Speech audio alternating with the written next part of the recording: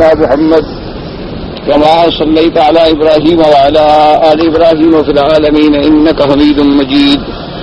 قال الله تبارك وتعالى في كلامه المجيد: أعوذ بالله من الشيطان الرجيم. بسم الله الرحمن الرحيم. الذين يأكلون الربا لا يقومون إلا كما يقوم الذي يتخبطه الشيطان من المس، ذلك بأنهم قالوا إنما البيع مثل الربا وأحل الله البيع وحرم الربا، فمن جاءه موعظة من ربه فانتهى فله ما سلف وأمره إلى الله ومن عاد فأولئك أصحاب النار هم فيها خالدون.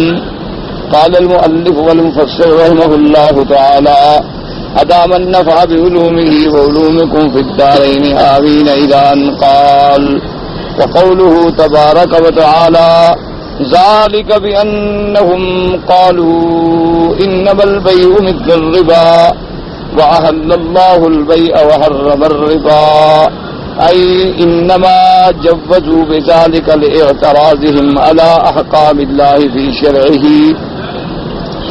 وليس هذا قياسا منهم للربا على البيع، لأن المشركين لا يعترفون بمشروعية أصل البيع الذي شرعه الله في القرآن، ولو كان هذا من باب القياس لقالوا إنما الربا مثل البيع، وإنما قالوا إنما البيع مثل الربا أي هو نظيره، فلما حرم هذا وأبيح هذا، وهذا اعتراض منهم على الشرع، أي هذا مثل هذا وقد أحل هذا وحرم هذا. وقوله تعالى: وأحل الله البيع وحرم الربا، يحتمل أن يكون من توام الكلام ردا عليهم، أي على ما قالوه من الاعتراض، مع علمهم بتفريق الله بين هذا وهذا حكما، وهو العليم الحكيم الذي لا معقب لحكمه ولا يسأل عما يفعل وهم يسألون، وهو العالم بحقائق الأمور ومصالحها، وما ينفع عباده فيبيحه لهم وما يضرهم فينهاهم عنه، وهو أرحم بهم من الوالدة بولدها الطفل. فلهذا قال: فمن جاءه موعظة من ربه فانتهى فله ما سلف وأمره إلى الله.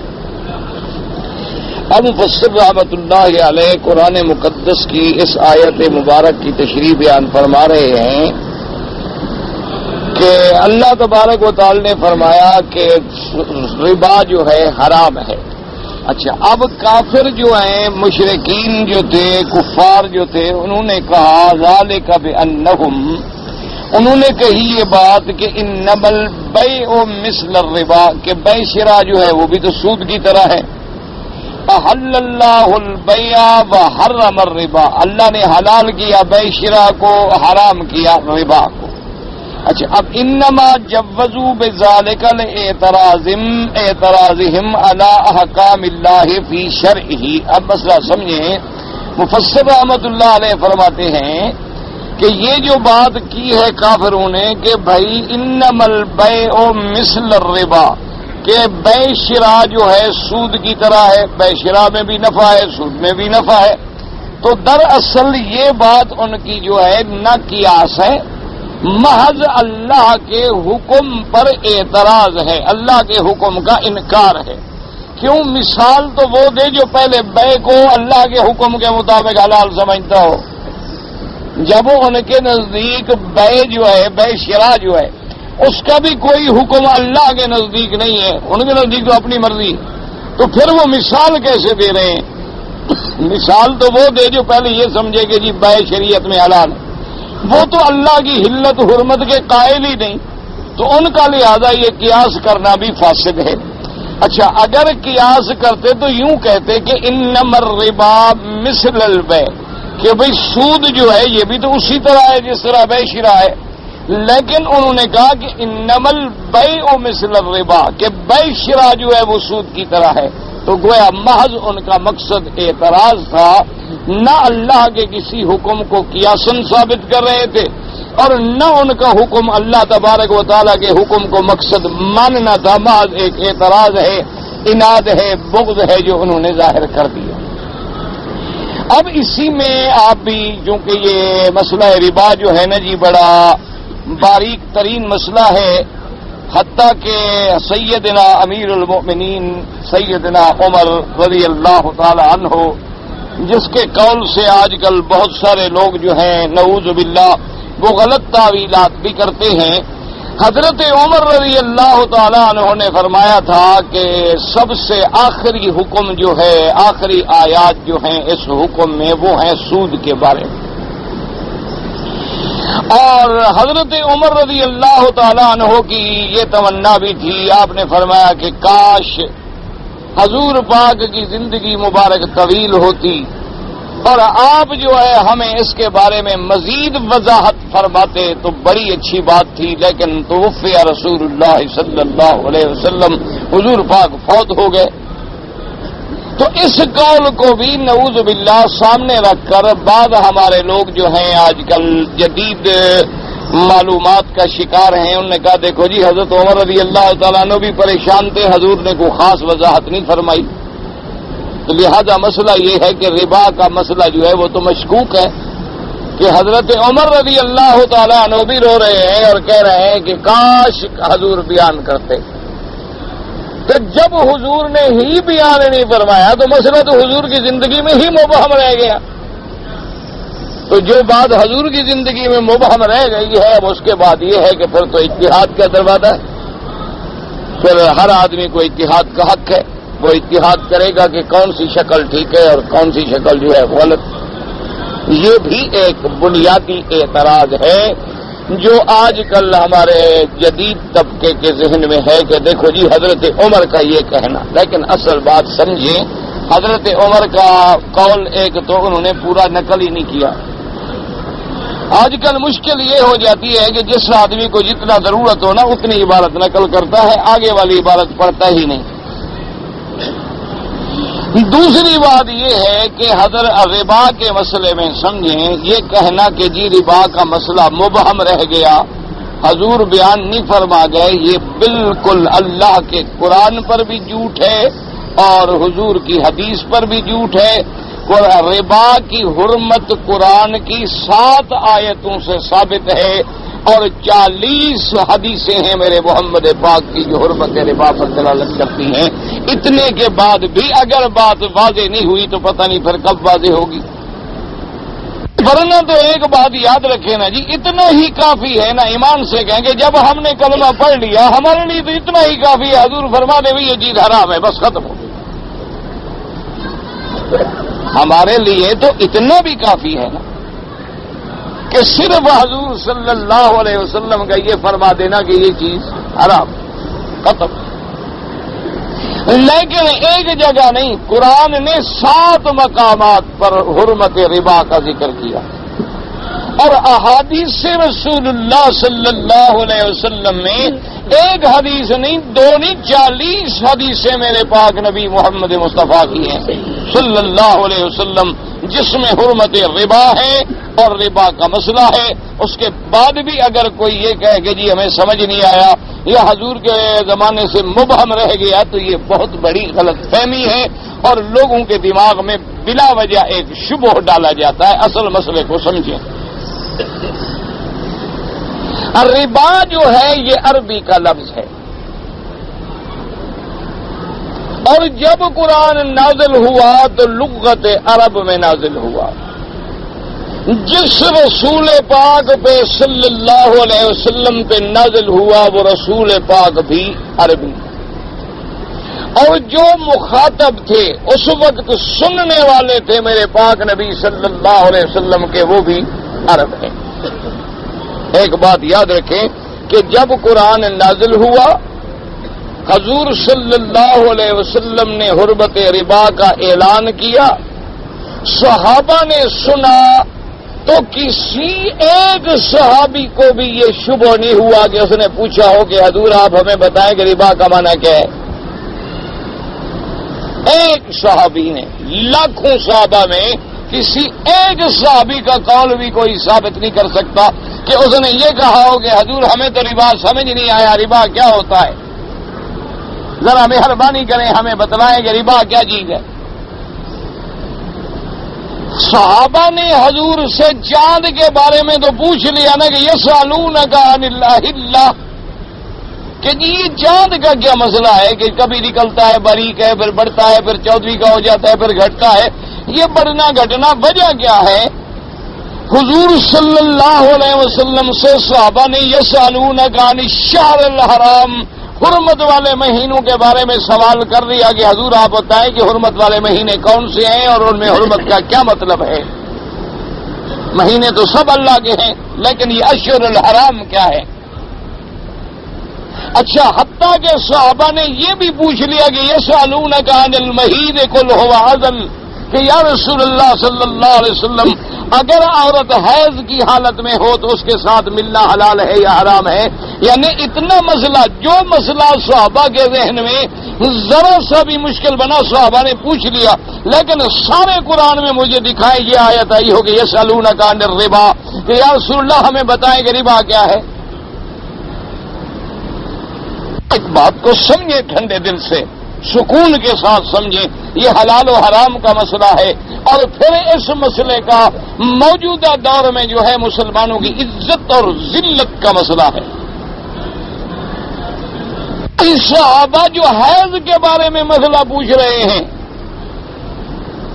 وہ صحابہ رضوان اللہ علیہم اجمعین کہ جن کے بارے میں یعنی دین کے بارے میں اتنے ماشاءاللہ سادہ تھے کہ ایک عورت حضور کی خدمت میں آ گئی، اس نے کہا یا رسول اللہ اگر کوئی عورت رات کو سوتے ہوئے دیکھے جیسے مرد دیکھتا ہے اور پھر اس کا پانی بھی نکل آئے تو کیا عورت پہ غسل ہوگا؟ آپ نے فرمایا ہاں غسل ہوگا۔ بی بی عائشہ فرماتی ہے مجھے بڑا غصہ آیا کہ اب کیا پوچھ رہی ہے؟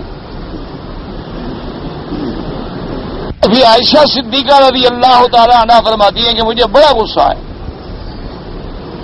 میں نے کہا یہ کیا پوچھ رہی ہے اللہ کی بندی؟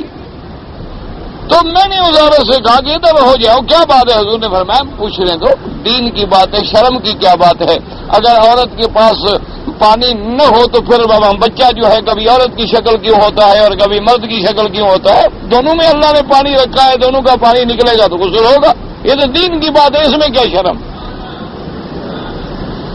تو وہ صحابہ کرام جن کی عورتیں بھی دین کے مسئلے میں نہیں شرماتی تھیں، آج تک ایمان سے کہیں ہم اللہ کے گھر میں بیٹھے ہیں ٹھنڈے دل سے، ناراض نہ ہوں بالکل، یعنی سکون کے ساتھ بات سنیں اور سمجھنے کی کوشش کریں۔ میں کبھی کوئی لفظ سخت کہہ جاتا ہوں تو مجھے معاف بھی کر دیا کریں، میری نیت بری نہیں ہوتی، اللہ جانتا ہے۔ مقصد یہ ہوتا ہے کہ کبھی حالات ایسے ہوتے ہیں کہ جب تک زخم کو ڈاکٹر کھول نہ دے اور نشتر نہ لگائے علاج نہیں ہوتا، مجبوراً کبھی کبھی سخت لفظ زبان سے غصے میں یا حالات کے پیش نظر نکل جاتا ہے۔ تو جیسے کسی نے کہا تھا نا کہ چمن میں تلخ نوائی میری گوارا کر، کہ زہر بھی کرتا ہے کبھی کار تیری آتی، تو اس لیے کبھی کبھی اگر کوئی لفظ سخت ہو تو اس کو بھی معاف کر دیا کریں، لیکن ٹھنڈے دل سے محسوس کریں ہم سارے بیٹھے ہوئے ہیں، مولوی بھی، طالب بھی، تاجر بھی، دکاندار بھی، میرے جیسے بیکار بھی۔ آپ ایمان سے کہیں کبھی ہم سے اپنی بیٹی نے حیض کا مسئلہ پوچھا؟ ٹھنڈے دل سے ناراض ہونے کی بات۔ یعنی میں کل کی بات آپ کو بتاؤں، کل کی، زیادہ لمبی چوڑی صدیوں کی بات نہیں، میرے گھر والوں نے مجھے بات بتائی کہ نماز عشاء کی ہو گئی تو ایک عورت جو تھی، حالانکہ وہ بیچاری کتنی اچھی عورت ہے، اس دور میں اپنی ماں کو ریڑھی میں بٹھا کے بیچاری لے آئی حرم میں۔ اس دور میں جو لڑکیاں ماں کی اتنی عزت کرتی ہوں، صاف بات ہے کہ وہ شریف لڑکی تھی، دیندار تھی، ورنہ آج کل کوئی ماں کو ماں سمجھتا ہی نہیں، خدمت کرنا تو بڑی بات ہے۔ آج کل تو باپ بیٹا بن کے رہے تو زندگی گزرتی ہے، ماں بیٹی بن کے رہے تو تب زندگی کی گاڑی چلتی ہے، استاد شاگرد بن کے رہے، پیر مرید بن کے رہے، پھر گاڑی چلتی رہتی ہے۔ اگر وہ کہے کہ میں استاد بنوں اور باپ بنوں اور ماں بنوں، پھر نہیں گاڑی چلتی۔ تو اچھا بہرحال وہ کہتے ہیں کہ ہم نے دیکھا کہ عشاء کی نماز ہو گئی، کھڑی ہو گئی، نماز پوری پڑھی گئی، وہ عورت بیٹھی رہی بیچاری. تو ہمیں بڑا احساس ہوا کہ بھی ماں کے ریڑھی پر لا رہی ہے، ریڑھی کھڑی کر رہی ہے، ماں کو بٹھا رہی ہے، پانی لا لا کے ماں کی خدمت میں پیش کر رہی ہے اور وہ نماز نہیں پڑھ رہی. تو ہم نے پوچھا کہ بہنا آپ نے نماز نہیں پڑھی؟ اس نے کہا مجھے نماز پڑھنی نہیں ہے، میرے یہ ایام حیض کے ہیں، اس میں چونکہ شریعت نے نماز منع کی ہے میں نے نہیں پڑھنی. میں نے کہا اللہ کی بندی نماز منع کی ہے تو حرم میں داخل ہو کے جو بیٹھی ہوئی ہو. اللہ کی بندی نماز منع ہے تو مسجد میں داخل ہونا بھی تو حیض کا منع ہے. کبھی نہیں میں نے ایک کتاب پڑھی تھی، اس میں لکھا تھا کہ عورت بیٹھ سکتی ہے. اب یہ ہمارا حال ہے معلومات کا کہ اس بیٹی کو اتنا تکلیف نہیں ہوئی کہ میں مسئلہ پوچھ لوں کہ بھی کیا ہے اس کی حالت میں عورت مسجد میں آ سکتی ہے یا مسجد میں نہیں آ سکتی. کبھی میں نے کتاب دیکھی تھی.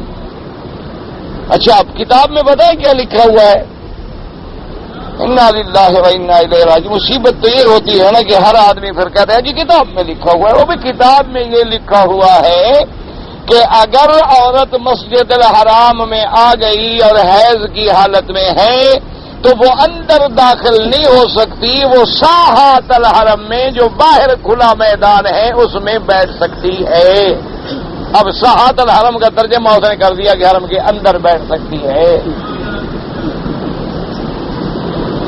اب نہ کتاب والے کا گناہ ہے نہ لکھنے والے کا گناہ ہے، پڑھنے والے نے جو اس کو یوں سمجھ لیا. اور کیوں سمجھ لیا؟ وہ بیچاری اردو پڑھی لکھی ہوگی بیٹی، اس نے اپنے عقل کے مطابق جو پڑھا جو سمجھا ٹھیک ہے، اس کو دین سمجھ کے وہ چل رہی ہے، کسی سے مسئلہ نہیں پوچھا.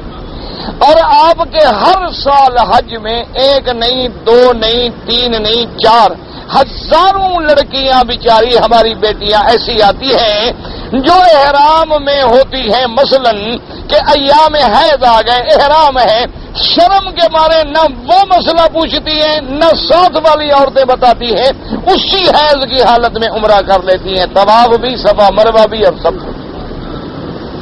جو لوگ مکے میں رہتے ہو آپ نے اپنی آنکھوں سے دیکھا ہوگا کہ اللہ کے طواف میں عورتوں کا حیض کے خون گرا ہوا ہوتا ہے اور وہ دھو رہے ہوتے ہیں. پوچھ لیں جو صفائی کرنے والے لوگ ہیں نا ان سے ذرا پوچھ لیں بتا خون کس بات کا گرتا ہے. کوئی آدمی پاگل تو نہیں ہو گیا نا کہ زخم کھلا ہوا ہو، خون بہ رہا ہو اور طواف میں آ جائے؟ ایسا تو کوئی نہیں ہوتا. وجہ کہ عورتیں بیچاری اس میں پیڈ ویڈ باندھا ہوگا لیکن قطرہ ہے گر گیا اسی حالت میں. کیونکہ دین نہیں پوچھنا. بھی ہمارا تو یہ حال ہے کہ ہم دین پوچھنے کے معاملے میں اتنا اللہ معاف فرمائے اتنا جاہل ہیں کہ نہ ہم نے کبھی بیٹی سے پوچھا ہے کہ بیٹی آپ کو غسل کے فرض بھی آتے ہیں کہ غسل میں فرض کتنی ہیں، بیٹی وضو میں کتنی فرض ہیں. اور نہ کبھی بیٹی نے جرت کی ہے وہ کہتی ہے نہیں جی ابھی یہ حیا کی بات ہے، میں باپ سے جا کر حیض کا مسئلہ پوچھوں. بازار میں پھرتی رہے تو حیا کو کچھ نہیں ہوتا، سیر پہ چلی جائے وہاں بھی حیا کو کچھ نہیں ہوتا، کلب میں چلی جائے وہاں بھی حیا کو کچھ نہیں ہوتا. وہاں تو کہتے ہیں دل کا پردہ چاہیے. نا مولوی تو پاگل ہے، آنکھوں سے کیا ہوتا ہے؟ پردہ تو دل کا ہوتا ہے. دل میں پردہ نہ ہو تو پھر آنکھوں کا کیا ضرورت ہے؟ آنکھوں کا کیا فائدہ؟ لیکن مسئلہ پوچھتے ہوئے بڑی باحیا ہے، شرم آتی ہے اس کو. تو مسئلہ سمجھیں میرے عزیز، حالانکہ بڑی معمولی سی بات ہے. چلو اگر ایک بیٹی باحیا ہے اپنی ماں سے تو کہہ سکتی ہے کہ اماں جان یہ مسئلہ کیا ہے. اچھا اماں تمہیں مسئلہ نہیں آتا تو تم میرے ابا سے پوچھ کے بتا دو. اچھا ابا بھی الحمدللہ اللہ کی رحمت سے فارغ ہیں تو ابے سے کہہ دیں کہ کسی اہل علم سے پوچھ کے ہمیں بتا دے. کوئی ایسی بات نہیں. ویسے تو آج کل اللہ کی رحمت ہے الحمدللہ اکثر گھرانے جو ہیں اوپر سے لے کر نیچے تک فارغ ہیں، ان کو ہر چیز آتی ہے، ہر چیز کا ان کو پتا ہے. ان کو جناب آج کا ریٹ پوچھے نا کہ آج کا کیا کرنسی کا ریٹ چل رہا ہے ایک ایک ملک کا آپ کو بتا دیں گے. لیکن نماز کے بعد چھوڑو جی اللہ کی نماز ہے، کوئی مولوی کی نماز ہے، اللہ بڑا کریم ہے، الٹی پڑھے سیدھی پڑھے بس قبول کر لے گا.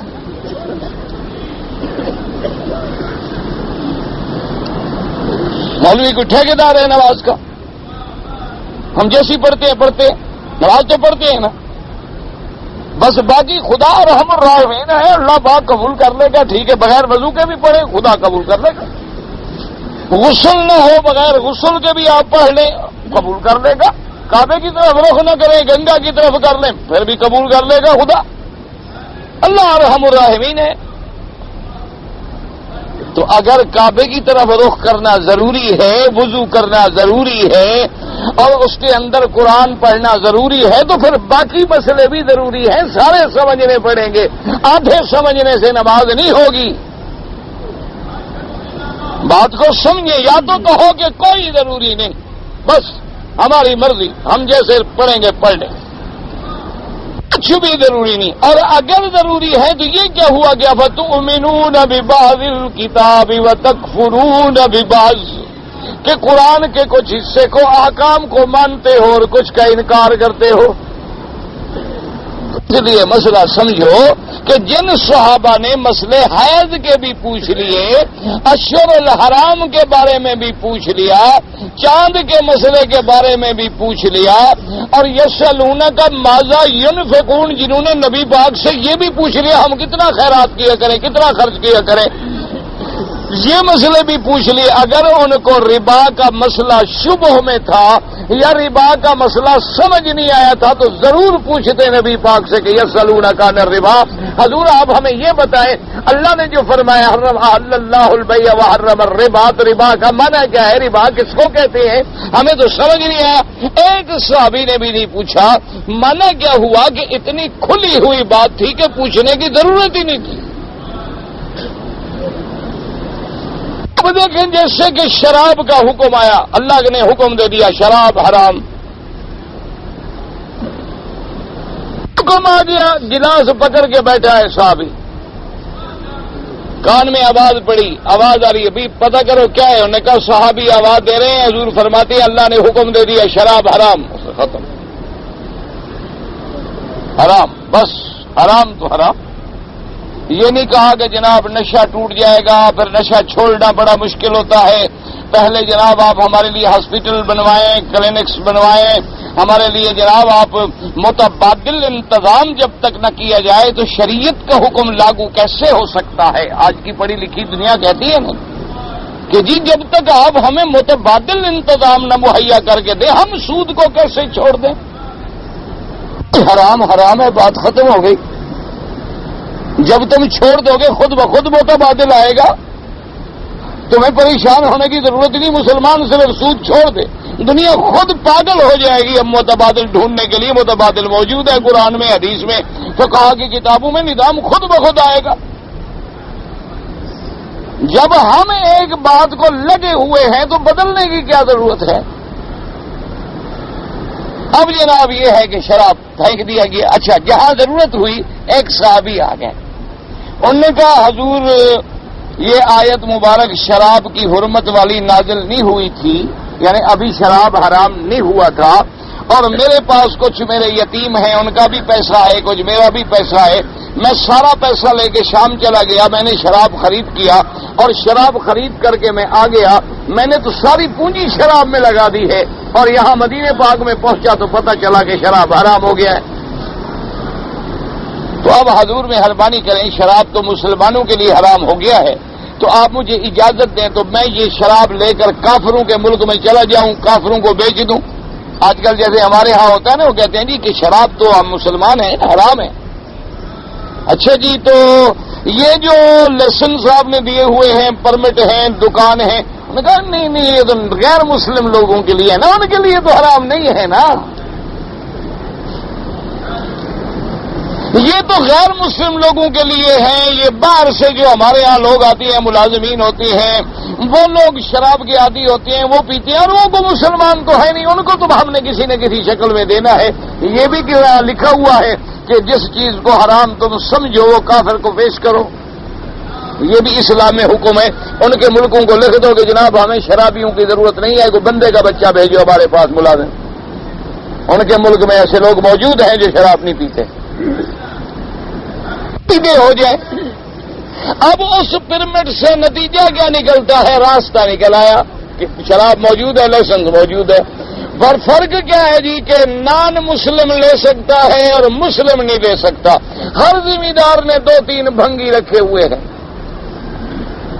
ان کے پاس وہ چونکہ عیسائی ہوتے ہیں اکثر، ان کے پاس پرمٹ بنا ہوتا ہے، ان کو بھیجتے ہیں کہ جناب آپ جاؤ بوتل لے کے آؤ، بوتل لے کے آ جاتا ہے، 20 روپے اس کو پکڑا دیے، بوتل گھر میں رکھ دی۔ اس کا بھی فائدہ ہے کہ جنوبی جھاڑو میں 20 روپے روز کے تو نہیں ملتے نا، اور وہ جناب اپنے پرمٹ سے لے کر پی کون رہا ہے؟ مسلمان، امت رسول اللہ، کلمہ شریف بھی اسی زبان سے پڑھتا ہے، لا الہ الا اللہ محمد، حضور کا نام بھی چومتا ہے ماشاءاللہ، اور شراب بھی پیتا ہے۔ اس لیے ہمارا ایک دوست تھا، اس سے کسی نے مجھے بہت بڑا وہ لیڈر قسم کا آدمی تھا، کسی صحافی نے اس سے پوچھا کہ جی آپ کا مسلک کیا ہے؟ انہوں نے کہا میں آدھا مسلمان ہوں آدھا کافر ہوں۔ تو وہ ہنس پڑا، انہوں نے کہا جی آدھے والی کیا بات ہے؟ کہا شراب پیتا ہوں، سور نہیں کھاتا، خنزیر نہیں کھاتا ہوں، شراب پیتا ہوں، تو لہٰذا آدھا آدھا 50-50 کام بن گیا۔ تو ہمارے یہاں جناب یہ مسئلہ جو ہے سمجھیں اللہ تبارک و اب صحابی نے پوچھا، اس نے کہا حضور میں کیا کروں، میں تو مر گیا، میری تو پونجی لگ گئی۔ آپ نے فرمایا ثمن الحرام حرام، خبردار حرام چیز بیچو گے تو اس کا بیچنا بھی حرام، جو پیسے ملیں گے وہ بھی حرام۔ حضور میں تو کافروں کو بیچے گا، پھر میں کافر کا کیا مانا جب چیز حرام ہے؟ یہ کیا مطلب ہوا کہ حرام ہے تو بس حرام ہے؟ مسلمان کو بیچو، کافر کو بیچو، کسی کو بیچو، پیسے تو تم حرام کے بدلے میں لوگے، تمہارے گھر میں تو پھر حرام آ رہا ہے۔ فرمایا ثمن الحرام حرام، ختم۔ صاحب نے کہا حاضر جناب، اچھا جی اب میں اتنا نقصان ہو جائے گا، ہمارے بینک بند ہو گئے تو پھر اس سے انڈسٹری بند ہو جائے گی اور ملک پیچھے رہ جائے گا۔ بھائی اس صحابی کی تو وہی انڈسٹری تھی نا بیچارے کی جو سارے گھر کی پونجی لگا چکا تھا۔ اس نے کہا جی حرام آیا، پتھر اٹھایا، مارا، توڑ پھوڑ کے پھینک دیا۔ اس نے کہا اب اللہ دے گا، بس حضور کا حکم ہو گیا، بات ختم ہوگی، سمجھ آ گئی حرام۔ اب جناب مسئلہ یہ پیدا ہوتا تھا، پھر بھی صحابہ نے تفصیل پوچھ لی کہ حضور شراب سے مراد کیا ہے، کیونکہ شراب اس دور میں بھی کئی چیزوں سے بنتا تھا، انگوروں سے بھی بنتا تھا، گیہوں سے بھی بنتا تھا، جو سے بھی بنتا تھا، اور پھلوں سے بھی بنتا تھا۔ تو حضور نے فرمایا میری امت ایک قاعدہ سمجھ لو، کل مسکر حرام، ایک قاعدہ سمجھ لو، ہر نشہ آور چیز حرام ہے۔ اچھا اب مسئلہ پیدا ہوتا تھا، ایک آدمی کہتا ہے جی نشہ ہوتا ہے گلاس سے، میں آدھا پیا کروں گا۔ ایک مسئلہ ہو سکتا تھا نا، چونکہ ہمارے جیسے دماغ جو ہے نا جی آج کل ماشاءاللہ یہ چیزیں یہی پیدا کرتے رہتے ہیں، اصلاح کی طرف کم جاتے ہیں، لیکن منہ شگافیاں بڑی پیدا کرتے ہیں کہ جی اگر یوں ہوتا تو پھر مگر یہ بھی تو ہو سکتا ہے نا۔ تو ہو گیا جی کہ شراب وہ حرام ہے جو نشہ دے۔ اچھا ہم پیئیں گے تھوڑا جو نشہ نہ دے، پھر تو حضور نے قاعدہ بیان کر کل مسکر حرام قلیلہ وکثیرہ سواء، فرمایا ہر نشہ دینے والی چیز حرام ہے، اس کا ایک قطرہ بھی حرام ہے اور اس کا ڈرم بھی حرام۔ سے ہو گئی بات۔ اچھا اب اگر ربا کا مسئلہ صحابہ کو سمجھ نہ آتا، ایمان سے کہیں کہ اتنے بڑے اہم مسئلے پر صحابہ خاموش رہ جاتے تو پھر وہ سوال پیدا ہوگا تو حضرت عمر نے یہ کیوں کہا کہ کاش حضور کی وفات نہ ہوتی تو بیان واضح ہو جاتا۔ تو پھر حضرت عمر نے یہ بات کیوں کی؟ اصل بات کو سمجھیں کہ ربا جو ہے اس میں نہ شبہ تھا، نہ شک تھا، نہ جھگڑا تھا۔ جس دن لفظ ربا آیا سب نے سمجھ لیا کہ ربا اس کو کہتے ہیں کل قرض جر نفعا فهو ربا، الربا من الربوۃ یعنی الزیادۃ، ہر وہ قرض جو نفع کو کھینچے بغیر عوض مال کے وہ سود ہوتا ہے۔ کھلی سی بات تھی کہ بھئی ایک ربا جو ہے یعنی جو پیسہ ہم نے ادھار لیا اس سے زیادہ لیا، یہ سود۔ کھلی سی بات ہی سب صحابہ کو سمجھ آ گئی۔ کہ بھئی جیسے اچھا حضور کے زمانے میں بھی یہی رواج تھا، یہی ربا تھا.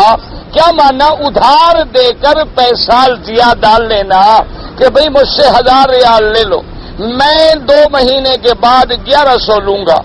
اب 2 مہینے کے بعد میں گیا، میں نے کہا جی مہربانی کرو 1100 میں پیسے نہیں دے سکا. انہوں نے کہا کوئی بات نہیں، اگر آپ پیسے نہیں دے سکتے ہیں تو پھر ہم ایسا کرتے ہیں میں تمہیں 2 مہینے کا میعاد اور دے دیتا ہوں، لیکن سود اب 1100 پہ لگے گا، اب 1000 پہ نہیں لگے گا.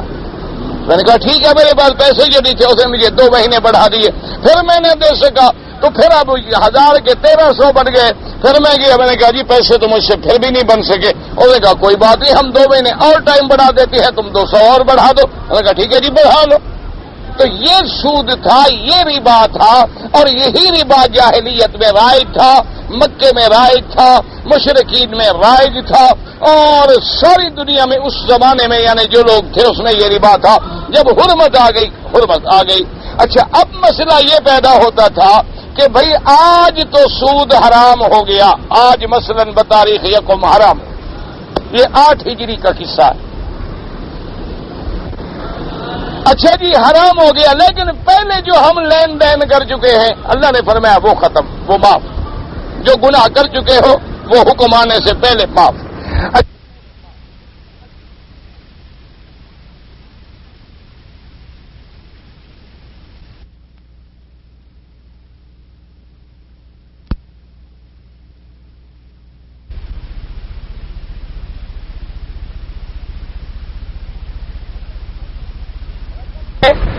رقم دی تھی 1000، سود کے ساتھ بنتی ہے 1300. اب ہم کیا کریں؟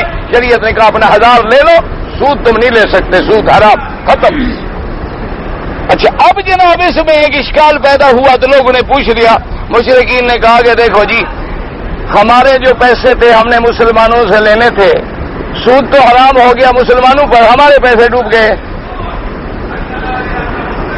اب یہ سوال پیدا ہو گیا کہ مشرکین مکہ نے کہا کہ جی ٹھیک ہے سود حرام ہے تو بابا مسلمانوں کے لیے ہے، لیکن ہم نے جو پیسہ مسلمانوں سے لینا ہے سود کا، ہمارا تو پیسہ ڈوب رہا. حضور نے فرمایا اول من اجاؤ، آپ نے فرمایا خبردار، صرف تمہارا نہیں ڈوبا، سب سے زیادہ ربا تو میرے اپنے چچا عباس کا ہے. سب سے زیادہ ربا کا کاروبار کرنے والے حضرت عباس تھے. فرمایا میں اپنے چاچے کے ربا کو بھی ختم کرتا ہوں، صرف تمہارا تو نہیں ڈوب رہا، ہمارا بھی تو ڈوب رہا ہے. آج اگر مسلمان ملک اللہ غیرت دے دے، ہمت دے دے، قوت دے دے، ایک فیصلہ کر لیں کہ بھئی اپنا اصل لے لو، ہم نہیں دیتے سود، السلام علیکم، حرام ہے حرام ہے، ختم ہوگی بات. دیکھیں کوئی کیا کر لیتا ہے، لیکن اصل بھی تو دیں. ہم تو گاڑی اپنی ویسے ادھار پہ چلا رہے ہیں جی، ہمیں اور دے دو 2 ریال، ہمارا 2 مہینے تو نکل جائے، پھر دیکھا جائے گا آنے والا مر جائے. ہمارے تو ابھی نکلنے چاہیے نا، دن نکلنے چاہیے، جو ہے دیتے جاؤ، ہمیں تو دو نا.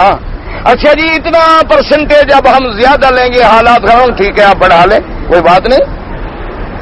کیوں؟ ہمیں تو درد ہے نہیں، درد ہو تکلیف ہو، جب درد ہی نہ ہو تو پھر کیا ہوا. اب جناب یہ ہے کہ اس کے آگے سمجھیں کہ بھائی اب حضور نے جو فرمایا ربا. اچھا اب جو مسئلہ سمجھ میں نہ آیا تھا وہ کیا تھا؟ یہ ربا لین دین والا، ادھار والا، یہ تو کھلی ہوئی بات ہے کہ حرام ہے، اس میں تو کوئی شبہ تھا نہیں. جو مسئلہ سمجھ نہ آیا حضور نے کچھ ربا بیان کیے جو بے شرع کے اندر تعلق رکھتے ہیں. یہ ربا جو ہے ادھار والا، پیسے دو اور زیادہ لو، یہ تو بغیر کسی اشتباہ کے، اس میں تو کوئی شبہ ہے ہی نہیں، تو بات ختم ہو گئی. اب ایک قسم تھی ربا بے شرع میں، تو حضور نے 6 چیزیں بیان کی.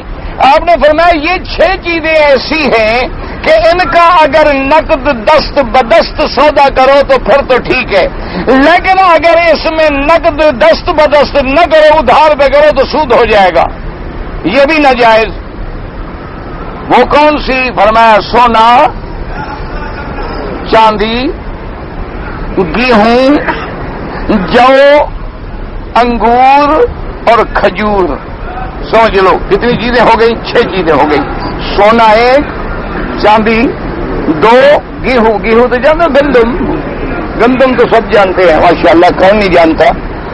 گندم تو مولویوں نے حضرت آدم کو بھی کھلا دیا آسمان پر، تو گندم تو سب جانتے کہتے ہیں نا آدم علیہ السلام نے گندم دانا کھایا تھا تو نیچے اتر کر۔ اچھا بہرحال کیا ہوا، سونا چاندی گندم جو کتنے ہو گئے؟ 4، انگور اور کھجور کتنے ہو گئے؟ 6۔ اچھا ان 6 چیزوں کو مثلا ایک آدمی کہے کہ جی یہ ہے کھجور لیکن میری کھجور اعلیٰ قسم کی ہے، تم مجھے 2 کلو دو گے تو میں 1 کلو دوں گا، یہ حرام ناجائز۔ وہ کہے جی میرا انگور جو ہے بڑا اعلیٰ ہے، تمہارا انگور اتنا اچھا نہیں ہے، تم 1.5 کلو دو تب 1 کلو دوں گا، حرام۔ اچھا جی گندم جو ہے جی میری تو فلاں ہے 591 ہے 96 ہے 98 پتہ نہیں کیا کیا نام ہوتے ہیں ہمارے ملک میں، تو اب گندموں کے بھی نمبر لگ گئے نا جی، تو اس کے بعد اور تمہاری گندم اتنی اچھی ہے نہیں ہے لہذا تم 1.5 من کا میں 1 من دوں گا، یہ حرام ہے۔ اسی طرح جو بھی حرام۔ اچھا اسی طرح سونا چاندی بھی، مثلا 10 تولے سونا ہے، اس نے کہا جی کہ 10 تولے سونا جو ہے تم یہ جو ہے 21 کیرٹ کا، یہ 18 کا نہیں، یہ بات غلط ہے۔ اچھا اسی طرح 10 تولے سونا مجھے دے دو اور میں فلاں تاریخ کو آپ کو یہاں پیسے دے دوں گا، یہ سونا دے دوں گا، یدن بے یدن، یا تو برابر برابر دو، سبان بے سبا، برابر برابر کوئی بھی یا سونا لے رہے ہو تو سونا دو۔ کیا مانا؟ آپ نے مجھ سے لیا 10 تولے سونا، آپ نے کہا جی مجھے 10 تولے سونا ادھار دے دو، مہربانی کرو، لیکن مجھے آپ 10 تولے سونا ہی دیں گے۔ اسی لیے اسلام نے کہا ہے کہ اکثر معاملات جو ہے تم سونے چاندی کی عوض کرو۔ کیوں؟ مثال کے طور پر تم ایک عورت سے نکاح کرتے ہو، کہتے ہو جی حق المہر، تو اسلام کے روح میں یہ ہے کہ حق المہر سونے میں مقرر کرو کہ ابھی میں تمہیں 10 تولے سونا دوں گا یا 5 تولے سونا دوں گا یا 50 تولے چاندی دوں گا۔ کیوں؟ تم نے کہا کہ میں اپنی بیوی کو 10,000 روپے حق المہر دوں گا، تمہارا نکاح ہوا تھا 40 سال پہلے، آج 40 سال کے بعد 10,000 کی ویلیو کیا ہے؟ ختم ہو گئی، ٹکے کی بھی ہو گئی، بڑھ کے آ گئی ہو تو رول گئی۔ پہلے تمہارے 100 کا 110 ریال ملتے تھے، اب 100 کے تمہیں 8 ریال ملتے ہیں، 10 ریال یا 12 ریال ملتے ہیں۔ اب اس لیے اگر سونا ہوتا تو کسی کا نقصان نہ ہوتا، کیوں؟ اصل چیز محفوظ تھی، اس کی قیمت میں اضافہ تو ممکن ہے ہو جاتا، ورنہ اصل تو نہ ڈوبتی نا، اصل چیز تو محفوظ رہتی۔ اچھا اب یہ 6 چیزوں کا تو حضور نے ذکر کر دیا، لیکن ان 6 چیزوں کے علاوہ آم تھا، انار تھا، زبیب تھا، اور چیزیں تھیں، ان کا بیان نہ کیا گیا۔ تو اب حضرت عمر پریشان ہوئے کہ بھی جن چیزوں کا حضور نے نام لے لیا وہ تو ہمیں سمجھ آ گئی، لیکن جب ہم شام میں آئے تو وہاں انجیر نکل آیا، وہاں سیب نکل آیا، وہاں ناشپاتی نکل آئی، وہاں آڑو نکل آیا، وہاں زردہ نکل آیا، وہاں گرما نکل آیا، یہ سارے اور چیزیں جو آ رہی ان کا نام حضور نے لیا نہیں۔ اب ان کا ہم کیا کریں؟ کاش حضور ہمیں ان کا بھی کچھ بتلا دیتے، اس بارے میں حضرت عمر پریشان تھے۔ سمجھ آ گئی یہ بات؟ ایک بات کو سمجھیں، وہ ربا کے مسئلے میں پریشان نہیں تھے، نہ انہیں ربا کی حرمت میں کوئی شبہ تھا، نعوذ باللہ ثم نعوذ باللہ۔ انہوں نے کہا کہ قاعدہ یہ ہوتا ہے کہ جو مسئلہ منسوخ ہو جائے اس میں اختلاف نہیں ہوتا۔ کیا مانا؟ مثلا مغرب کی کتنی رکعتیں ہیں؟ ہاں جی 3۔ امام ابو حنیفہ رحمۃ اللہ علیہ کے نزدیک مغرب کی کتنی ہیں؟ 3۔ شافعی، حنفی، مالکی، حنبلی، اہل حدیث سب کے نزدیک کیا ہے؟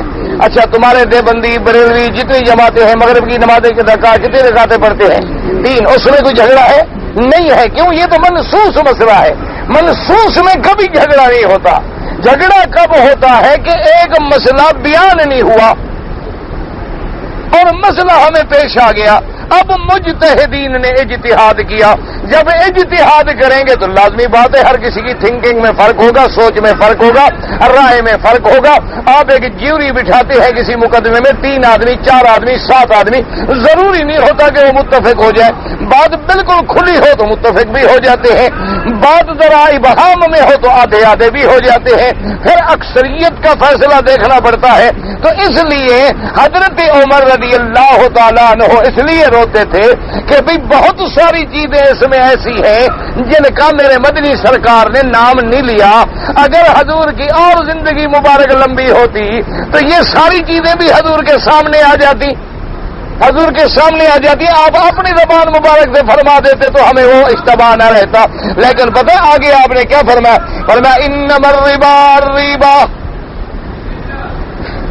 خبردار ربا جو ہے یہ خود ربا ہے. جس چیز میں شبہ ہو جائے تو ربا، شک کو بھی چھوڑ دینا. جس میں ذرا تمہیں شبہ پڑ جائے کہ ربا ہو سکتا ہے بس چھوڑ دینا اس کو. فرمایا کیوں؟ اگر نام نہیں لیا حضور پاک نے لیکن شبہ آ رہا ہے. اچھا اسی طرح جاہلیت میں بڑی ایک بے ہوتی تھی محاکلہ مزابنہ. ایک کا نام تھا مزابنہ، ایک کا نام تھا محاکلہ. مزابنہ بے کیا تھی یاد رکھو، وہ یوں ہوتی تھی کہ ایک آدمی کہتا کہ بھائی یہ آپ کا باغ پہ جو ثمر لگا ہوا ہے نا جی کھجوروں کا، اس کے بدلے میں یہ 10 من کھجور لے لو اور یہ مجھے دے دو. یہ 10 من کھجور تیار صاف شدہ یہ لے لو تم، اور جو اوپر لگی ہوئی ہے باغ کے کھجوروں میں وہ مجھے دے دو. حضور نے فرمایا خبردار یہ حرام ہے. جو ہو سکتا ہے یہ زیادہ بھی نکل آئے، ہو سکتا ہے تھوڑی بھی نکل آئے، تو یہ تو ربا آ گیا، یہ بھی سود آ گیا کہ تم دے رہے ہو 10 من، اوپر سے نکل آئی 20 من. تم دے رہے ہو 10 من، اوپر سے تمہارا اندازہ ہی ہے نا نکل آئی 5 من، پھر بھی تم آدمی رل گیا. فرمایا نا خبردار، یا تو کھجوریں اتارو اور اس کے بعد وزن کرو، وزن کر کے برابر سرابر دے دو. اگر نہیں کرتے ہو تو تم اپنی بیچو جا کے، پھر اپنے پیسے سے خریدو، جا کر اپنے پیسوں سے خرید. اچھا آپ لوگ کہتے ہیں جی بات تو وہی رہی نا کہ کان کو یوں پکڑ لو یا کان کو یوں پکڑ لو. یوں پکڑنے کی بات نہیں، اب مسئلہ بدل گیا. ایک تھا کہ میں کہتا ہوں 2 کلو دو اور 1 کلو کھجور لے لو. آپ نے کہا کہ نہیں، تو اسلام یہ کہتا ہے کہ بھئی اگر میں نے 2 کلو جا کے بیچ دی، اب 2 کلو خریدنے والا اور ہے مشتری، اس سے مجھے پیسے ملے، میں بائیں بن گیا، وہ مشتری بن گیا. اب پیسہ میرے پاس آنے کے بعد میرا ملک بن گیا، پھر پیسے سے میں نے آگے اگر 1 کلو خرید لی تو جائز ہے. پھر خرید کیوں؟ اب میں نے اس کو جنس کے بدلے میں، سمجھو بات، میں نے اس کو جنس کے بدلے میں نہیں لیا، میں نے تو اس کو پیسوں کے بدلے میں لیا ہے، اور پیسے سے بے شرا حلال ہے. پیسوں کے ساتھ بے شرا جو ہے وہ حلال ہے، وہ حرام نہیں ہوتی.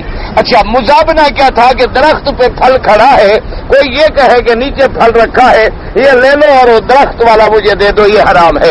اچھا اسی طرح ہے محاکلہ، یہ تو ہے مزابنہ، مزابنہ. اور ایک ہوتا ہے محاکلہ، کاف پر کے ساتھ 2 نقطوں والا کاف. محاکلہ، محاکلہ کیا ہوتا ہے حقل سے؟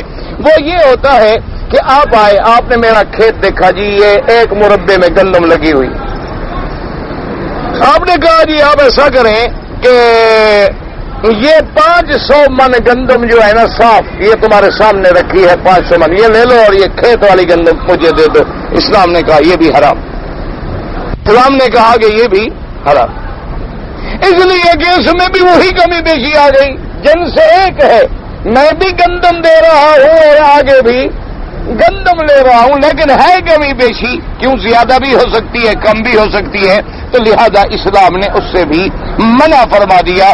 تو اب حضور نے یہ مزابنہ بھی بتلا دیا، محاکلہ بھی بتلا دیا، اور 6 چیزوں کا نام لے کر بھی حرمت کا بتلا دیا کہ ان 6 چیزوں میں خبردار سود بنتا ہے، خیال رکھنا. اچھا اب اور چیزیں جو تھیں ان کو اب ہم ان پہ قیاس کریں گے. کیا مانا؟ مثلا حضرت عمر رضی اللہ تعالیٰ عنہ کے دور میں ایک مسئلہ پیش آ گیا کہ بھی شراب پینے والے کی حد کتنی ہے. انہوں نے کہا کہ 40 بیت. حضور کے زمانے میں کتنی تھی؟ 40 بیت. تو امیر المومنین نے کہا کہ نہیں، اب لوگ ذرا جرت زیادہ کر رہے ہیں، شراب زیادہ پی رہے ہیں، زیادہ خراب ہو رہے ہیں، ضرورت ہے کہ ذرا سزا بڑھائی جائے. تو اس کا کیا ہو، کتنی سزا بڑھائی جائے؟ کیونکہ حد ہوتی ہے انزجار کے لیے. حد کا مقصد یہ ہوتا ہے کہ لوگوں کو جرم سے روکے. اگر وہ حد نہ روکے تو حد کا کیا فائدہ ہوا؟ یہی وجہ ہے نا کہ آج کل جرم نہیں رکتا. آپ نے دیکھا نا جرم بڑھتا جا رہا ہے, روز جناب پکڑ ہے, دکڑ ہے, فوج ہے, پولیس ہے, سیکورٹی ہے, فلان کتنی قسمیں بن گئی ہیں ہمارے پولیس کی اور فلاں کی, کتنے اسکواڈ بن گئے, لیکن جرم بڑھ رہا, جرم کم نہیں ہو رہا. وجہ کیا ہوتی ہے کہ حد جو ہے حقیقی وہ رہی نہیں, بلکہ اب ہم خود جرم کو پرورش دیتے ہیں. کیسے پرورش دیتے ہیں؟ مثال کے طور پر ایک آدمی نے اگر آپ کا 10 لاکھ روپے چوری کر دیا, 10 لاکھ روپیہ چوری کر دیا, پہلے تو آپ پرچہ ہی نہیں دے سکتے, کوئی آپ کی FIR بھی درج نہیں کرے گا. آپ جائیں گے جی میرا 10 لاکھ چوری ہو گیا, سب سے پہلے تو آپ سے یہ کہے گا جی آپ پاگل ہو گئے تھے, 10 لاکھ کیوں گھر میں رکھا ہوا تھا. سب سے پہلا مسئلہ تو آپ یہ حل کریں نا اس کا. ہمارے وہ ایک مثال مشہور ہے نا کہ ہمارے علاقے جو ہے نا جی, آپ نے دیکھا ہوگا میاں والی, ملتان, جنگ وغیرہ, یہ سرائے کی بیلٹ کہلاتی ہے. سرائے کی زبان میں بیلوں کو کہتے ہیں ڈاند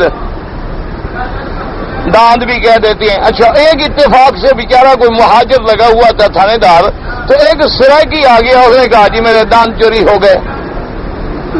کہا پلو کے بچے تم جاگتے تھے کہ سوتے تھے؟ انہوں نے کہا جناب سوتا تھا. اس نے کہا پھر منہ تو بڑا کھلا ہوا تھا.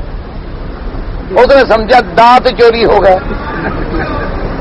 انہوں نے کہا جی میں تو نیند میں تھا, مجھے کیا پتا منہ کھلا ہوا تھا کہ بند تھا. تو اس نے کہا پھر ہم تمہارے دانتوں کی کیسے حفاظت کریں. تو ایک اور آدمی ہے, اسے سمجھایا حضرت آپ اردو بول رہے ہیں, وہ سرائکی آدمی ہے, اس کا معنی ہے بیل چوری ہو گیا. اس نے کہا تو پھر ایسا سیدھی بات کریں, یہ کیسی باتیں کر رہا ہے کہ ہمارے دانت چوری ہو گئے. تو بعض اوقات لفظ بڑے مشتبہ ہو جاتے ہیں نا جی. تو پہلا مسئلہ تو یہ ہو جاتا ہے ہمارے ہاں کہ جی آپ کے پاس 10 لاکھ روپے گھر میں کیوں رکھے تھے, آپ نے بینک میں کیوں نہیں رکھے. اچھا, آگے کوئی مولوی ہوا تو اس نے بھی منطق پڑھی ہوتی ہے, کہا جی بینک میں رکھنے سے گناہ ہوتا ہے, میں نے اپنے گھر میں رکھے. اچھا, پھر آپ کے پاس یہ آئے کہاں سے؟ وہ جناب میرا کاروبار ہے, میرا دکان ہے, میں اچھا خاصا کام کرتا ہوں. اچھا, تو آپ ذرا ٹیکس دیتے ہیں, ذرا لے ہیں نا رسید. انہوں نے کہا جی مہربانی کریں کوئی حل ہوگا. کا حل یہی ہے, پہلے ہماری خدمت کرو, پھر ہم پر کیا دے دیں گے. حل یہی ہے, اور کیا حل ہے. ایسے لوگ گھروں میں پیسے رکھ دیتے ہیں, پھر کیوں نہ آئے ڈاکو لوٹنے کے لیے. ساتھ میں پھر اور آدمی کھڑے ہوتے ہیں, وہ آ جاتے ہیں, سمجھدار کہتے ہیں یار ادھر کیوں خام خواہ مغد ماری کرے. مفتی صاحب کو کچھ دو گے تو بات بنے گی نا. آخر یہ بیچارے بھی اسی لیے بیٹھے ہیں, بڑا تنخواہ کے لیے کوئی گولی کھاتا ہے مرتا ہے, اسی لیے تو بیٹھے ہیں نا. حرام کھا کے مریں گے, حلال کھا کے تو یہ نہیں مرتے انشاءاللہ. ان کے مقدر میں ہی نہیں حلال کھا کے مرنا, نصیب میں ہی نہیں. جو غریبوں پہ ظلم کرے گا اللہ دین دنیا برباد کر دیتے ہیں. اب جناب بہرحال چلو جی پرچہ ہو گیا, پکڑا گیا, کورٹ میں گیا, دفع ہوا, جیل میں چلا گیا, مجسٹریٹ نے سزا کر دی 1 سال. وہ اندر گیا, انتہائی جنٹلمین شریف آدمیوں کی طرح سزا کاٹی, کوئی گڑبڑ نہیں. انہوں نے کہا جی یہ بڑا اچھا آدمی ہے, اس نے جیل میں کوئی گڑبڑ نہیں کی, لیا اس کو 6 مہینے معاف کر دو, رات دن شمار کرو. اب 10 لاکھ چوری کر کے 6 مہینے جیل میں رہ کے, روٹی بھی گورنمنٹ کے ذمے, کپڑا بھی گورنمنٹ کے ذمے, روٹی کپڑا مکان ان کے ذمے, پنکھا بجلی وقت پہ اٹھانا, وقت پہ ٹہلانا, وقت پہ سیر کرانا, باقاعدہ پولیس کے باہر پہرے کھڑے ہوئے ہیں. اب 6 مہینے کے بعد جب وہ باہر نکلے گا تو چوری نہیں کرے گا تو کیا کرے گا؟ پاگل ہے. ایسا کاروبار دنیا میں ہو سکتا ہے کہ 6 مہینے روٹی بھی کھاؤ اور 10 لاکھ بھی کما لو؟ تو جرم پیدا ہو رہا ہے. اسلام جرم مٹاتا ہے, پیدا نہیں کرتا. حد انزجار کے لیے ہوتی ہے. اگر حد سے جرم رکے نہ تو پھر کیا فائدہ ہوا اس قانون کا؟ آپ ایک ہاتھ کاٹ دیں جی, آپ میں شرط لگاتا ہوں, اللہ کا کعبہ میرے سامنے ہے. ہماری مولویوں کی تو بات کوئی سنتا نہیں, جن کی سنتا ہے وہ سناتے نہیں, اور جو سنانا چاہتے ہیں ان کی سنتا نہیں. تمہاری کوئی بات سنتا ہو یا کہیں تمہاری آواز پہنچتی ہو, آپ اپنے ہر ضلع لیول میں ایک چور کا ہاتھ کاٹ دیں. اگر آپ کے ملک میں چوری ہو جائے تو مجھے جو مرضی ہے سزا. ہر ضلع لیول پہ ایک چور کا ہاتھ کاٹ دے, صرف ایک. ہر ڈسٹرکٹ میں آپ جانتے ہیں چوروں کو روز پکڑے جاتے ہیں. چور کوئی وہاں ڈھونڈنے لمبے چوڑے چکر میں جانے کی بھی ضرورت نہیں ہے. ایک ہاتھ کاٹ دے فی ضلع، ایک ضلع میں ایک آدمی کا ہاتھ. ویسے حادثے میں روز پتہ نہیں کتنے ہاتھ کٹ جاتے ہیں، کتنی ٹانگیں کٹ جاتی ہے. اللہ کو راضی کرنے کے لیے ایک قانون بنا کے ایک ہاتھ کاٹ دو، دیکھو مجال ہے چوری ہو جائے. اسلام نے کہا جو ڈکیتیاں مارتے ہیں، بسیں لوٹتے ہیں، فساد فی الارض کرتے ہیں، ایک دایاں پاؤں اور بایاں ہاتھ کاٹ دو. کاٹ دو ذرا 10 آدمی کو، اگر دوسرے دن ڈاکہ پڑ جائے جو سزا مجھے آپ دیں گے میں قبول کروں. لیکن ایسا نہ کریں کہ جو سزا دینی ہو مخالف نہ حق کو پکڑ کے سزا دے دیں، پھر جرم نہیں رکتا. سزا اسی کو دیں جو مستحق سزا ہو. عدل کریں، انصاف کریں، اس میں بھی کوئی نا انصافی نہ ہو.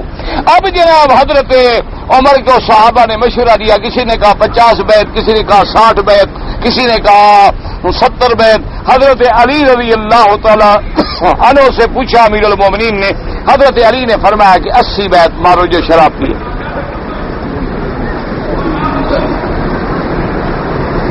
اگر ثابت ہو جائے کہ شراب میں ہے 80 بیت مارو. حضرت امیر المومنین نے پوچھا کہ حضرت علی آپ مہربانی فرمائیں، آپ نے جو 80 کی سزا رکھی ہے تو کوئی دلیل تو آپ کے ذہن میں ہوگی نا کہ کیوں 80 ماریں؟ انہوں نے کہا ہاں اس لیے کہ من شرب سکرا و من سکر ہزا، کہ جو آدمی شرابی پیے گا وہ نشہ ہوگا، جب نشہ ہوگا تو بکواس کرے گا، جب بکواس کرے گا تو کسی نہ کسی پر تہمت لگائے گا، گالی دے گا، کسی کی برائی کرے گا. تو جب تہمت لگانے والے کی سزا قرآن نے 80 کوڑا رکھی ہے تو اس کی بھی 80 کوڑا رکھو. اس کو کہتے ہیں قیاس. کہ حضرت علی رضی اللہ تعالیٰ عنہ نے اس مسئلے کو ایک دوسرے مسئلے پر منطبق کرنے کے بعد فیصلہ کیا، صحابہ نے قبول کر لیا، اجماع ہو گیا. جب سب صحابہ کسی مسئلے پہ اجماع کر لیں تو اس کا درجہ وہی بن جاتا ہے جو سنت رسول اللہ تھا. اس لیے سمجھیں کہ ربا کی حرمت میں نہ صحابہ کو شک تھا نہ خلفائے راشدین کو شک تھا. ربا حرام تھا، ہے اور قیامت تک رہے گا. لیکن ربا کیا ہے؟ ایک تو قرض پر نفع لینا، وقت کے بدلے میں پیسہ لے رہا ہے، مال نہیں ہے. اور دوسرا ہوتا ہے ربا لین دین میں، جیسے میں نے بتا دیا سونا ہے، چاندی ہے، گیہوں ہے، جو ہے، انگور ہے، کھجور ہے. اچھا اب ان پر باقی جو دنیا میں پھل ہے وہ ان پر ہم قیاس کرتے چلے جائیں گے. یعنی جو گیہوں کی شکل کی چیز ہوگی گیہوں پہ، جو جو کی شکل کی چیز ہوگی جو پہ، جو انگور کے شکل کی چیز ہوگی انگور پہ، جو سونے چاندی کی شکل کی چیز ہوگی سونے چاندی پہ. تو 6 چیزوں کا نام لے لیا گیا، باقی سب اسی پہ مستنبت ہو جائیں گی. حضرت عمر صرف یہ چاہتے تھے کہ کاش باقی چیزیں جو تھی ان کا بھی حضور نام لے لیتے تاکہ کسی کو سوچنے کی ضرورت ہی نہ پڑتی، ورنہ ان کو ربا کی حرمت میں کوئی شبہ نہیں تھا. ایک بات یاد رکھیں، اللہ آپ کو اور مجھے صحیح بات سمجھنے کی توفیق دے.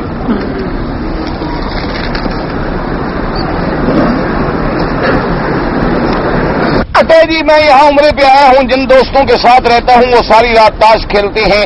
آپ ان کو نصیحت کریں، اگر وہ آپ کی بات نہ مانیں تو آپ ان سے علیحدہ ہو جائیں. یہ سب چیزیں گناہ ہیں اور اللہ تبارک و تعالیٰ ان برے لوگوں کے ساتھ صحبت میں رہنا جو ہے وہ بھی ناجائز ہے. میں قرض دار ہوں، استغفار زیادہ پڑھا کرو، رات کو سورت واقعہ پڑھا کرو، اللہ اتار دیں گے. کہ ایک عورت کا خاوند مر گیا، عورت 4 ماہ کی حاملہ ہے، تو جب تک وضع حمل نہ ہو دوسری جگہ عورت شادی نہیں کر سکتی، اس کی عدت وضع حمل ہے. جب بچہ پیدا ہو جائے، پاک ہو جائے، عدت گزر گئی. کہتا ہے جی ہاتھ کی لکیروں میں لکھا ہوتا ہے، لوگ کہتے ہیں یہ قصہ ہے فلاں قصہ ہے. وہ جو قصے بتانے والے ہیں نا ہاتھ کی لکیروں کے کہ تمہارا ستارہ گردش میں، ان کا تو گردش سے نکلا ہی نہیں، سڑک پہ بیٹھے ہوئے ہیں 5 روپے کے لیے. وہ اپنا تو لکیر دیکھ کے کبھی نکل جاتے پاگل، صرف ہماری لکیریں بتانے کے لیے دھکے کھا رہے ہیں. سب جھوٹ ہے، کچھ نہیں، بالکل بکواس ہے. ہمارے یہاں شادی ہوتی ہے تو لڑکا لڑکی کو اٹھاتا ہے، پھر اس کے اوپر آٹا ڈالتا ہے. مجھے نہیں پتا کیا مسئلہ ہے، اٹھاتا ہے یعنی کیا سر پہ اٹھاتا ہے؟ ورنہ بیوی کا بوجھ تو ساری زندگی اٹھانا ہے، ایک دفعہ کیا اٹھانا ہے؟ جب تک زندہ ہے انشاءاللہ اس پر اللہ کا عذاب ہے. ہاں بالکل ماشاءاللہ، آج کی بیوی تو عذاب ہے خالص. اور احمد علی بیویاں بھی مر گئی، خامد بھی مر گئے.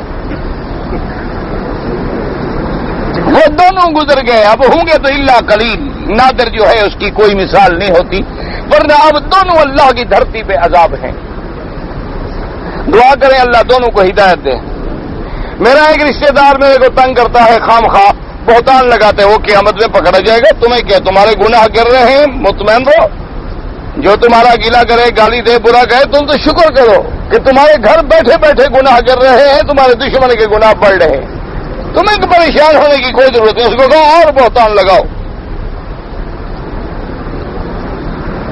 خانہ کعبہ کو چومنے سے کیوں منع کرتے ہیں؟ اس لیے کہ اللہ کے نبی نے منع کیا ہے، بات ختم ہو گئی۔ حجر اسود کو چومنے سے منع نہیں کرتے کہ نبی پاک نے منع نہیں کیا ہے۔ جہاں حکم ہے حاضر ہیں، جہاں حکم نہیں ہے وہاں تعمیر۔ میں بے روزگار ہوں، صورت واقعہ پڑھا کرو، ٹریولر چیک جو ہے ڈرافٹ وغیرہ کے ذریعے۔ بہرحال گزارش یہ ہے کہ یہ سب چیزیں جو ہے میں نے عرض کیا تھا یہ سودی چکر ہے۔ اب ایک ہے مجبوری کہ موجودہ دور میں امن نہیں رہا، ہم پیسہ حفاظت کے ساتھ اپنے ملک نہیں لے جا سکتے، اب ہم ڈرافٹ بنوائیں، ٹریولر چیک بنوائیں، بوجہ اضطرار کے ہمیں گناہ نہیں ہوگا، ہم مجبور ہیں، کریں کیا؟ ہم مجبور ہیں، ہم کیا کریں؟ حل کوئی نہیں ہمارے پاس۔ ایک آدمی قسم کھاتا ہے کہ میں کام نہیں کروں گا، کر دیتا ہے، قسم توڑ دیتا ہے، کفارہ ایک دے دے لیکن آئندہ قسمیں نہ کھایا کرے۔ عصر کے بعد طواف کے 2 رکعت پڑھیں، حنفی حضرات مغرب کے بعد پڑھیں، باقی ائمہ کے نزدیک یہاں ہر وقت جائز ہیں۔ دعاؤں میں واسطہ نہیں، سیدھی اللہ سے دعا مانگیں۔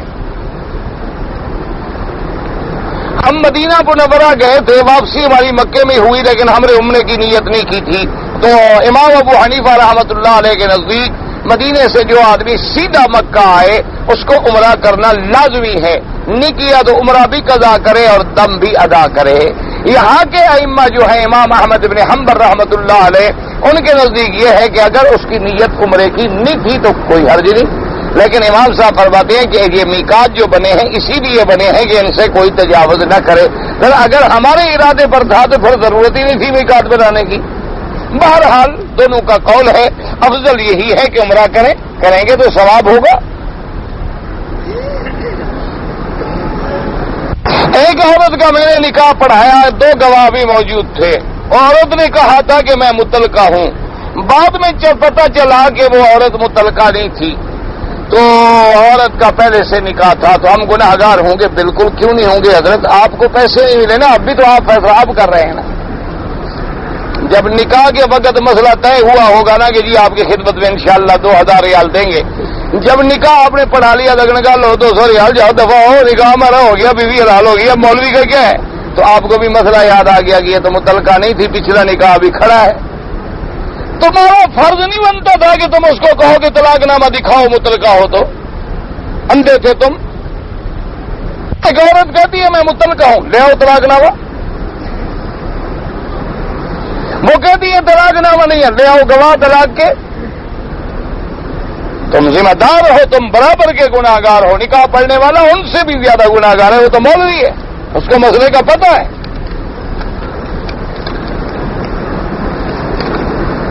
حرام کی حالت میں آدمی سرما لگا سکتا ہے۔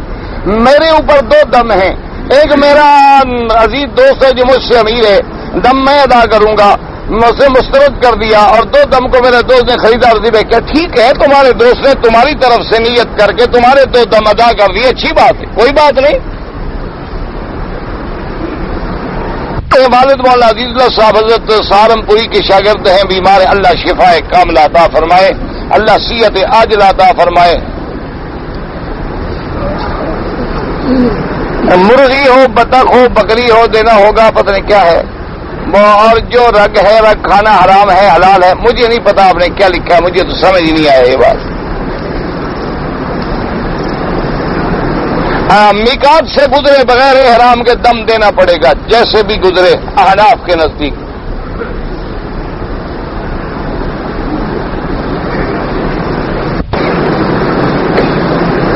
مجھے احتلام ہو گیا، لیکن میں جب اٹھا تو میں نے بدن دیکھا، استنجا کیا، مجھے محسوس نہیں ہوا، شبہ تھا مجھے، لیکن میں نے وضو کر لیا، نماز پڑھ لی، اس کے بعد میں قرآن بھی پڑھتا رہا. پھر اشراق کے بعد مجھے احساس ہوا تو میں نے کپڑے دیکھے تو وہاں مجھے مادہ لگا ہوا ملا، جس سے یقین ہو گیا. تو آپ غسل کر کے وہ نماز قضا کر لیں.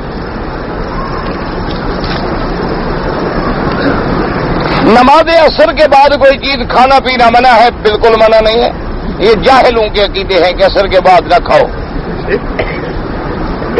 اگر ماں بولے کہ بیوی کو طلاق دے دو، مسئلہ یہ ہے کہ ماں باپ کی ہر اس حکم میں تعمیر ہوگی جو شریعت کے خلاف نہ ہو. اگر تمہاری بیوی صحیح ہے، شریف ہے، تمہارے حقوق ادا کرتی ہے، تمہارے والدین کا احترام کرتی ہے، ماں باپ بلا وجہ کہتے ہیں تو پھر طلاق دینا ضروری نہیں، لیکن ماں باپ کو بھی راضی کرو. لیکن اصل اطاعت اسی میں ہے کہ جو مسئلہ پوچھتا ہے نا جی وہ کرتا نہیں، جو کرتا ہے وہ پوچھتا نہیں. حضرت عمر کے بیٹے نے رضی اللہ تعالیٰ عبداللہ ابن عمر نے شادی کی بڑی محبت سے. جب شادی ہوئی حضرت عمر رضی اللہ تعالیٰ عنہ ناراض تھے، ان کو گوارا نہیں تھا اس خاندان میں رشتہ. تو ایک دن سامنے آ گیا تو فرمایا اپنی بیوی کو چھوڑ دو. فرمایا طلاق اسی وقت چھوڑ دیا، ختم. وہ مسئلہ پوچھے نہیں ہے مولوی وکیل سے کہ جی چھوڑ دوں یا ماں کا کہنا مانوں یا نہ مانوں. تو ماں کے فرما بردار ہوتے تو پوچھنے کیوں آتے؟ بات ہی ختم ہو گئی. یا تو پھر ماں ہے، ماں اور نہیں مل سکتی، بیوی تو اور مل سکتی ہے. اس لیے بہرحال اگر ماں ناحق کہہ رہی ہے تو ماں کو کسی شکل میں راضی کرو اور طلاق نہ دو.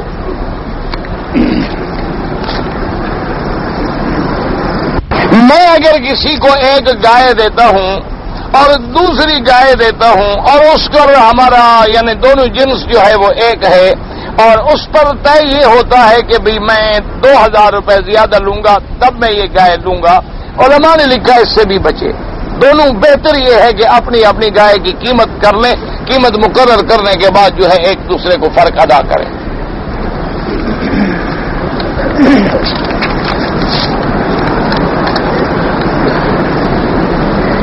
میں حرم میں آتا ہوں، عبادت بھی کرتا ہوں، لیکن پریشان رہتا ہوں.